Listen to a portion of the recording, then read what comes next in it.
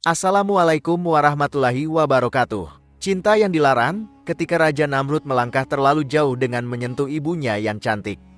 Kisah yang akan diuraikan di sini merupakan sisi gelap dari kehidupan Raja Namrud, yang sampai pada tahap menikahi ibu kandungnya. Namrud dikenal sebagai sosok raja yang sangat sombong. Kesombongannya mendorongnya untuk menyatakan dirinya sebagai Tuhan. Dia memerintah dengan kekuasaan yang luas di dunia pada sekitar tahun 2275 hingga 1943 SM, di wilayah yang sekarang dikenal sebagai Irak, sebuah pusat peradaban kuno Mesopotamia. Namun, terdapat cerita yang menyebutkan bahwa dia menikahi ibunya sendiri yang bernama Semiramis. Menurut cerita yang beredar, Semiramis menikah dengan seorang pria yang dikenal sebagai KN. Konon, sehari setelah berhubungan dengan Semiramis, KN meninggal dunia. Sang ibu, yang terkenal karena kecantikan dan kebijaksanaannya, mengklaim bahwa dia tidak pernah disentuh oleh seorang pun selain suaminya. Namrud pun mempercayai bahwa dia adalah keturunan suci. Keyakinan ini semakin menguatkan Namrud bahwa dirinya adalah anak Tuhan yang lahir dari seorang perawan. Ketika Namrud menjadi dewasa, Semiramis seringkali menunjukkan cemburu ketika gadis-gadis mendekati putranya. Pada akhirnya, terjadi pernikahan antara Namrud dengan ibunya sendiri. Namun, versi lain dari kisah Raja Namrud dikemukakan oleh sejarawan Mesir yang terkemuka, Syekh Muhammad bin Ahmad bin Iyas tahun 1448 sampai tahun 1522 dalam karyanya yang berjudul Kisah Penciptaan dan Tokoh-tokoh Sepanjang Zaman. Riwayat tersebut menyebutkan bahwa Namrud memiliki seorang anak bernama Kaus. Kaus kemudian memiliki anak yang bernama En dan Han. Kedua anak ini memiliki keturunan bernama Namrud, yang dikenal karena kecintaannya pada berburu. Namrud memiliki keahlian khusus di mana teriakan kerasnya bisa membuat binatang-binatang buas atau liar tunduk. Selanjutnya, Namrud menikahi seorang wanita yang kemudian melahirkan Namrud.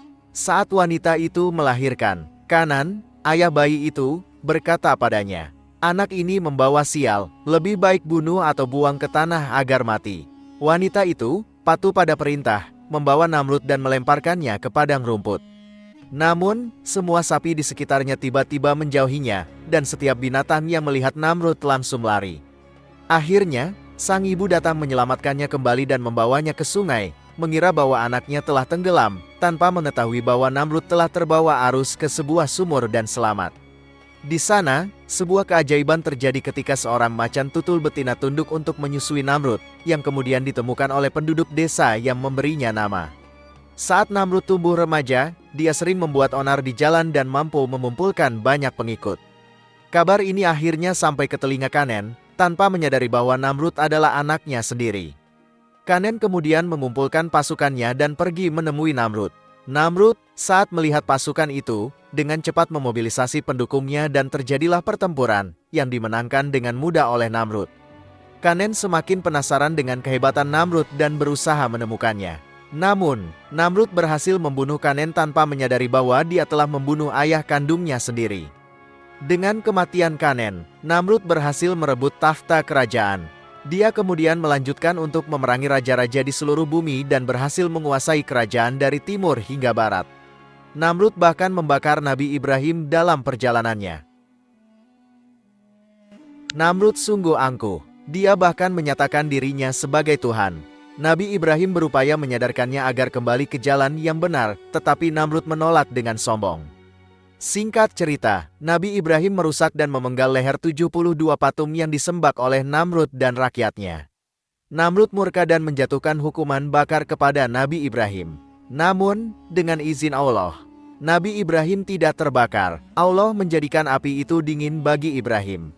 Yang mengejutkan, ada percikan api yang mengenai baju Namrud dan membakar semua bajunya kecuali tubuhnya. Namrud tidak terbakar oleh api. Ini adalah pelajaran agar Namrud menyadari bahwa api tidak akan membahayakan siapapun kecuali dengan seizin Allah. Namun, Namrud justru tidak mengambil pelajaran dari itu. Sebaliknya, ia semakin memperkuat kekufurannya.